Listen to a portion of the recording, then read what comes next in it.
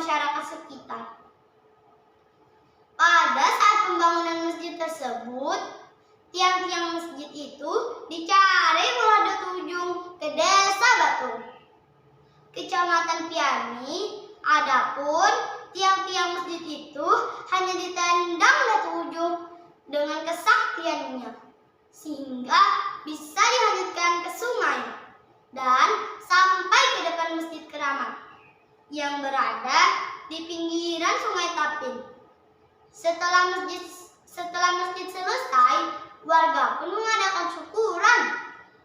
Saat selamatan itu, ternyata ikan untuk dimakan warga kurang. Lalu, Datuk Ujung berpesan kepada warga untuk jangan makan dahulu sebelum ia datang, karena Datuk Ujung akan mengambil ikan di negara hulu Sungai Selatan. Kalian jangan makan dulu, tunggu saya. Saya akan mengambil ikan ke negara dulu. Sebentar saja, saya tidak akan lama, perintah Datuk Ujung kepada warga. Warga pun tidak percaya, mengingat jarak antara Desa Banu Mahalat dengan negara kan sangat jauh. Mustahil kalau harus cepat sampai. Kata si warga, wah, jarak antara desa kita Banu Mahalat dengan negara kan sangat jauh. Bagaimana bisa beliau datang secepat itu? Lebih baik kita makan saja. Bagaimana? Kata warga yang lain. Ya benar, jaraknya sangat jauh. Kita makan saja ya. Sehingga mereka semua pun tidak mengindahkan perintah Datuk Ujung untuk menunggu beliau. Sampai akhirnya Datuk Ujung kembali dalam waktu singkat. Saat itulah Datuk Ujung muncul dengan membawa ikan yang banyak. Melihat warga yang tidak mengindahkan pesannya tersebut, membuat Datuk Ujung jadi marah. Kalian sudah saya perintahkan untuk menunggu saya mengambil ikan di negara, tapi kalian hianati. Datuk Ujung pun menghentikan kakinya ke tanah, sehingga menimbulkan bekas tanah yang miring.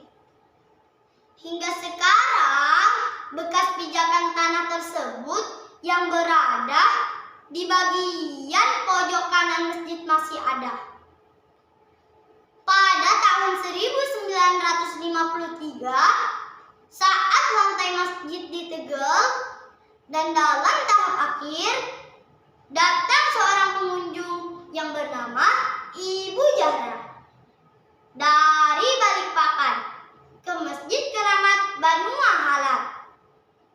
Baru saja beliau masuk ke masjid itu, beliau dirasuki oleh Datuk Ujung dan berkata, "Tolong, bekas kedudukan saya jangan diratakan, sebab itu menjadi ciri khas saya untuk masjid ini."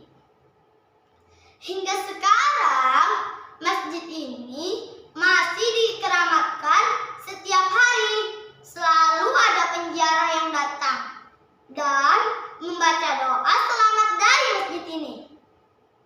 Bahkan setiap datangnya bulan Maulid Rasul, di masjid ini digelar upacara adat bayi Maulid massal yang pesertanya mencapai ribuan orang.